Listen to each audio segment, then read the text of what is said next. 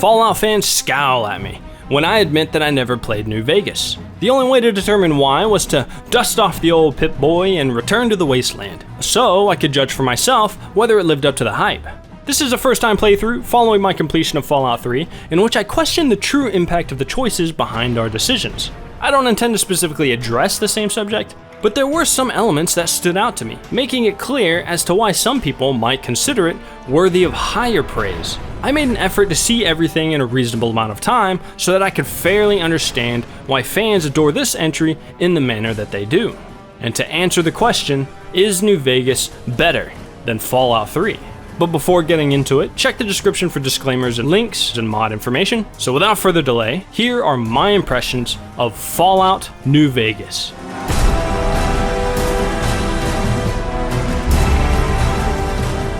Major spoilers. From character creation to the starting area's introduction, the design changes to Fallout New Vegas are readily apparent. The perks are more specific and varied, with legitimately more challenging downsides. This encouraged the notion of more thought out and planned character progression. Now, I don't know what this Wild Wasteland perk is, but I picked it anyway. That happens a lot around here. Skill checks are more plentiful, reinforcing the fact that this is an RPG, and how we built our characters has an impact on dialogue or quest progression options. Too dangerous, sorry. Blow yourself up. There's also ammo subtypes, alongside a wider variety of weapon crafting and modding where specific skills come into play. Really guys, I was blown away by the variety and sheer number of mods, uniques, and craftable ammo types. The aiming down sights was a godsend, and the smoothened kill cam transitions were icing on the cake. There are reputation dispositions specific to your actions towards settlements, which seems to supersede karma's importance, which made more sense to me than the previous universal karma system. And there's a whole bunch of other quality of life changes that we'll pick up on as we progress. But that's enough of that. We start in Good Springs. They waste no time releasing us into the Mojave with a focused approach to player freedom. For example, we can treat the town as the intended tutorial as it is, as the starting supplies are a nice boon. Thought I might teach you about living off the land. Interested? Head north to shortcut our way to New Vegas if we can brave the obstacles, or carry on southward with the investigation. And as always, we can do none of that and go wherever. This is more important than initially perceived, but we'll come back to that. Personally, I hung out with Sunny for a short while, and then asked about our attempted murder rescue to begin pursuing the main story. Once they'd run off, I dug you up to see if you were still kicking. After making some friends and learning the lay of the land, I get roped into the defense of the town because of this guy. I'm gonna lay low for as long as I can, unless you think there's something else you can do. This is a good karma run, by the way. Moving southward, I get my first taste of dynamic NPC interactions. I become involved in the liberation of Prim against the Powder Gangers, local escaped prisoners. During the conflict, a local deputy I was trying to free ended up getting killed during the escape. You lead the way. I was trying to protect him, but he split from me and got. I was expecting a fail condition that never came. As I searched his body, I found a holotape, leading me to my next objective. In the moment, I wasn't sure if this was how it was supposed to go. It felt a bit too organic. They're talking about heading south toward Nipton, then west to NVAC where they'll meet up with someone. After some research, I validated my hypothesis. Turns out, there's more than just a few ways the main quest and side quest proceeds. We can speech check the information out of him, pickpocket check to take it, or successfully rescue him and he'll give it to us. If he dies, we'll need to find a replacement sheriff before we learn the rest of the info we need, which is the path I found myself on. There are 3 potential suitors we can choose from, each with various strings attached. But I used my science to reprogram the local robot to save me on the hassle. On completion of the quest, I reflected on what just happened. When I initially lost the sheriff, there was a fleeting moment of frustration and temptation to reload an autosave. But I resisted, as I never received the fail state. Upon realizing that the game is accounting for these variations, I vowed to myself to never reload if things aren't going according to plan. I embraced it.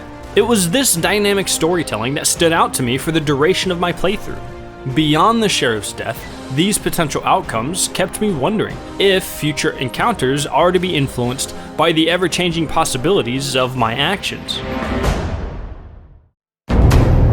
The road to NVAC is where we'll likely become more familiar with the factions, which is where the scale of the story and atmosphere of the Mojave shifts with the sands. As we pass through Nipton, we bear witness to the devastation caused by the Legion to those who oppose their ideals.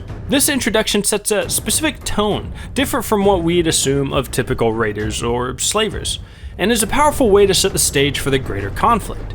I want you to witness the fate of the town of Nipton, to memorize every detail. The Legion is a totalitarian dictatorship led by a self-appointed Caesar and a close ally, who's hellbent on the subjugation and enslavement of the region.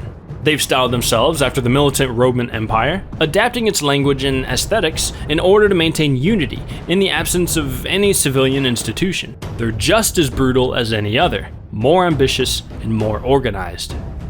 Standing in opposition to them is the new California Republic, a post-war federal republic that sees itself as the heir to the democratic pre-war beliefs. In order to civilize their adjacent territories, they have established a very expansionist culture. They make you part of them whether you like it or not. Towns like Good Springs and Prim don't stay independent for long, not if you've got something the NCR wants. However, there is some debate about these policies, and many people both inside and out of the Republic have condemned it as being too hawkish and corrupt. A debate we'll take part in if we choose to side with them. There's food and water here for any citizen of the NCR. They're here to keep people like my friends away from the food. That ain't something I support. No, sir. So it's interesting because of the map design, which we'll get to, I haven't forgotten. We'll likely meet them first, before the atrocities we witnessed by the Legion, pushing us into perceiving the NCR as the good guys.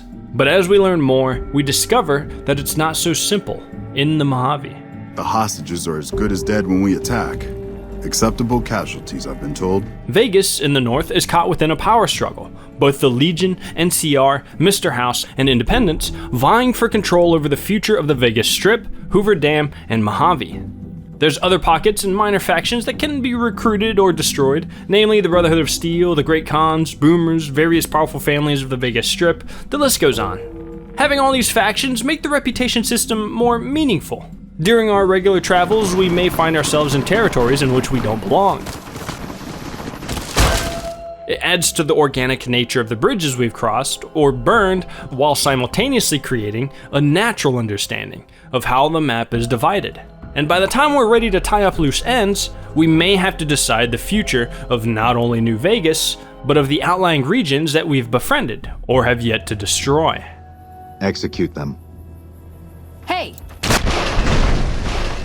Ultimately, it's up to us to determine how much of a role we let them play in our story, each with their own conclusive endings dependent on our interactions. The game allows us to weave a deep web of relations with each opportunity, and this type of interconnected storytelling deserves acclaim.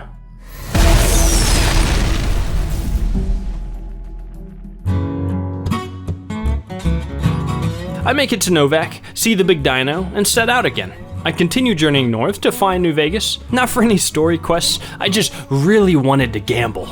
After losing some chips and remembering how to properly play blackjack, and learning how to actually play roulette, I started to turn some things around. Not slots though, these suck ass. But you know what really saddened me? I thought it was a fair game, but it actually factors in your luck stat, so it's not truly random. Come on, yes! Let's go! Come on, come on, come on, come on, yes! Eventually I returned to NVAC for information about the man who shot me. Turns out he's been hanging out at the strip next door to the casino I was just gambling at. It's here where Come on, just give me one more. Pursue the man who shot me. Jackpot! But I'm intercepted by a meeting with Mr. House. He attempts to recruit me to acquire the Platinum chip for him. This chip will allow him to install software to unlock the full potential of an army of Securitrons, so he can wrest control of New Vegas and defend it from other would-be conquerors. So I continue as normal, and here's where the unexpected happened. I finally meet Benny. What in the goddamn? And he doesn't seem to be the antagonist I initially thought. In fact, he's rather suave and has ideals for a free and independent Vegas. Jackpot, baby. I knew we'd see eye to eye. He persuades me to lean more in his direction, to betray Mr. House for a more independent society. These are ideas I can get behind. Shortly after, we meet Yes Man, a hilarious and enthusiastic hacked Securitron that is the master key in applying the Platinum chip. So truthfully, we don't really need Benny at all. He'll think you're helping him out. Then, when he's not looking, kapow!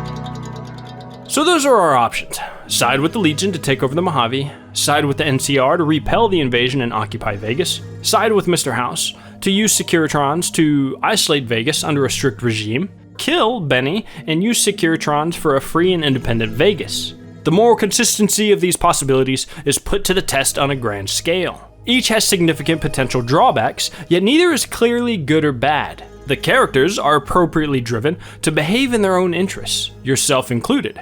Furthermore, it's unclear who deserves trust, and as Yes Man bluntly states it, if you like a tribe, leave it alone. Or, if a tribe is nasty, go ahead and exterminate it. A rather unjust notion of who deserves to live and who doesn't. Personally, I went with the last option. I decided that neither faction should hold the most influence. To that end, I was leaning more in favor of Mr. House, but he was a little too dangerous to be allowed to live. I desired intertribal harmony and personal serenity, and the only practical way to accomplish this was to seize the initiative myself and leverage my newly acquired power to promote peace among people who aren't warring conquerors. I know what those robots of yours can do on a bad day, and I'm not eager to toss lies at them just to make a point. I said before that Fallout 3 does a great job at even achieving the illusion of choice, the extent of our influence resulting in either one or two outcomes at best. But here in New Vegas, there's a dynamic about the quests which achieves something more.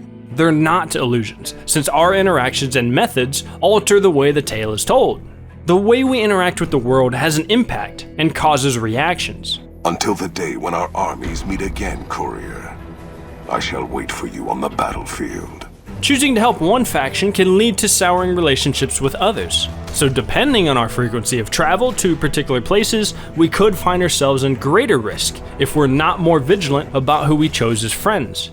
There are a plethora of optional objectives that aren't necessary for finishing quests, but their inclusion encourages us to interact with the material in unique or character-appropriate ways. Depending on our stat allocations and relationships, they can be anything from easier to more convoluted. Oftentimes, our morality is challenged multiple times in a single questline. With so many options, I wasn't really sure how many conceivable outcomes existed. So as we're awaiting judgment, the stakes are again escalated, and opportunities to alter our former decisions are offered. Rarely could I anticipate the outcomes, or if my decisions would get me my desired results. And while some of these interactions are isolated and didn't always matter, it did help the world feel more like a sandbox, which helped to emphasize the RPG features. It was non-binary decision-making opposite to that of Fallout 3. And at any given time, I had to actually weigh the effects of my actions. That is great quest design. If you can get these ropes off, I'll do my best to take down my share of the guards. Ring-a-ding-ding, baby. I've got your back. As a side note, I pursued these side quests in chunks as breaks from the main quests. It's also when I checked out the DLCs. If you want to see those videos, they're coming soon, so subscribe to the channel so you'll be notified of their release. But let's get back. In New Vegas, the map design is more deliberate. Compared to Fallout 3, there is a different feeling of direction. And I believe the reason is that New Vegas tries to dictate the player's trajectory. In the middle, a mountain roughly divides our paths. To return to what I said earlier, from the Good Springs starting point, north leads to New Vegas, and is likely where newer players will head first. I mean, after all, New Vegas is the main attraction. But it's a trap, only to be braved by the more experienced players. Run, bitch! Run! We are gonna die! I'm too young! The primary objective leads us south, where we'll become entangled in the politics or whatever else the developers threw in our way. Unfortunately, I don't think it paid off. And the more time I spent on this curated trail, I couldn't help but compare the explorative experience to Fallout 3. It's as the adage says, comparison is the thief of joy. While I enjoyed the mechanics and the writing more here, it's the primary aspect that I thought Bethesda reigned superior, the open world design. The Capital Wasteland left more of an impression on me than most of what I found in the Mojave. For example, Fallout 3, nearly every location had its gimmick. And that's not to disparage the title, but instead to say they're memorable. Tenpenny Tower, little lamplight contrasted with Big Town, the aircraft carrier, religious oasis zealots, nuke worshippers, a multitude of Washington landmarks, a continuous list of ridiculous yet entertaining situations that staples the idea of a playground to our subconscious. So while it's possible to miss so much of what Fallout 3 has to offer if one doesn't stray from the trail, New Vegas ensures you'll see it. Most of the locations had side quests that will take us all around the lands. So we'll likely see most of it if we are motivated to complete the quests. It just reinforces that exploration here is a much more curated experience. It's a desolate wasteland, no doubt, but it felt bleaker. It's still fun to explore, but the locations were absent curiosity, as if Obsidian was leaning more towards the grim side of survival, with a setting to support it. Good Springs is a quaint little town with nothing special going on. Prisoners reside nearby, but it's just a prison. Nipton is... The Boomers just inhabit an airbase. NVAC has the Dino, but that's all they have. There's a bunch of vaults that all have dark backstories. The various merchants and trade hubs have their own issues, but hardly their own personalities. Just self-imposed motivations to dominate the competition in some way. The Vegas Strip and the Science Museum stand out as my most memorable locations. Also, Helios 1 is a cool NCR outpost that doubles as a massive energy weapon, but there's not much else going for it. That's up to you to decide if that's good or bad. The people of New Vegas stand out to me more, but their situations are just as harsh in tone, fitting in with the world around them, but standing apart from the cheeky Fallout 3 inhabitants. I'm old and I'm starting to feel it. It's not pleasant, especially when you know your mind's slipping away. And we all gotta go sometime. But I was hoping for something a little more heroic. The rocket ghouls are fun, but they take advantage of a mentally disabled guy. They were just using me. The Nightkin are cool, but they're suffering from mental illness as they await a cure. Nightkin suffers schizophrenia from the stealth boys they're always using. The Brotherhood is slowly dying of isolation. The Boomers are doing fine, but they're xenophobic as all hell. The NCR are a bunch of posturing imperialists that don't have the manpower to support their claim, especially if they're hiring guys like this one. They asked me how well I understood theoretical physics. I said I had a theoretical degree in physics. I never knew where this line came from until now. The Legion is fun, but the atrocities they commit are a bit too real. My Legion obeys me even unto death, because they live to serve the greater good. There's a number of instances where we help families or rescue refugees or civilians that were abducted, murdered, or sold into slavery. No quirk, no interesting rewards, no entertaining outcome, just reminders that bad shit is happening around every corner, to anyone and everyone, at any time. Even when it's not threatening to us, we encounter desperate thugs, punching above their weight class for a slim chance at a meal ticket.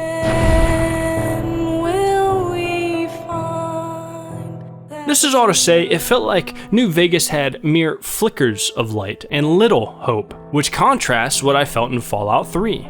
And I think the reason for that is because New Vegas wanted to tell a more challenging story. And to do it requires higher stakes, which aligns with the darker extremes. To smartly challenge our moral positions, how better to make us feel the consequence without the contrasting rewards of peace or suffering.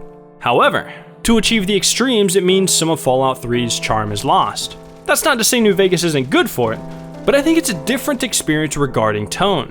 While I do love wallowing in the dark dredges of despair and suffering, it was not what I was expecting. This tonal shift wasn't immediately realized, as I was constantly invested in most of the stories and outcomes. But each quest I completed, it became more true. Fallout 3 told a different story. Both sides disagreed on how to save the wasteland. Brotherhood of Steel wanted an iron fist approach to monopolizing technology, eradicating the super mutants, and combating the Enclave.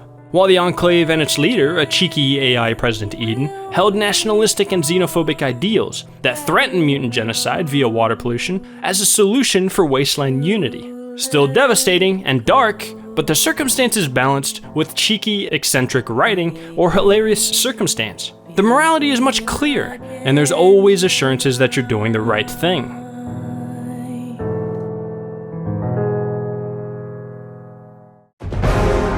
So with all that being said, we can readdress the question, is New Vegas better than Fallout 3? The answer is twofold.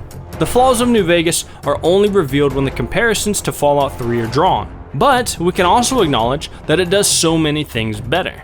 It builds on the foundations of Fallout 3 and complements the series with fantastic gameplay refinement, strong character writing, and realized RPG mechanics. But it's a tonal shift from the hopeful Fallout optimism that the previous entry conveyed. And that's important. We can't discount everything that Fallout 3 achieved, inspiring in us the wonder and intrigue that can be found in the post-apocalypse, even so much to inspire the creation of New Vegas. And while the questing is binary and the gameplay weaker, they aren't so dated as to take away from that. And here's the kicker. I think this conclusion was reached by many before me, as the wonderful modding community has married the Capital Waste to the Mojave, a way to play with the superior mechanics of New Vegas in the Capital Wasteland, and vice versa. I imagine experiencing both wastelands simultaneously atmospherically balances the tone. While I didn't do this myself, I could totally be convinced that it's the definitive way to experience both titles. But to reiterate, I don't think New Vegas is better, but it is different. I'd return to each title for different reasons, if I haven't joined them together via modding already. So with some tailoring to our premise, we can make the case for why Fallout 3 can't compete. If we're not seeking the optimistic tone, the exploratory intrigue, and all-around general simplicity, then New Vegas catches the eye. Its primary strength lies with the dynamic questing. It makes it more personal. The way the quests account for all the variations that it does allows for the freedom to embody our character. The interesting perks, companion interactions, faction conclusions, and 15 plus variations of main quest endings makes for great replayability. It's simply grittier and better written. And when you couple all that with the variety of gunplay and superior mechanics, it becomes easy to see why Fallout New Vegas is something special.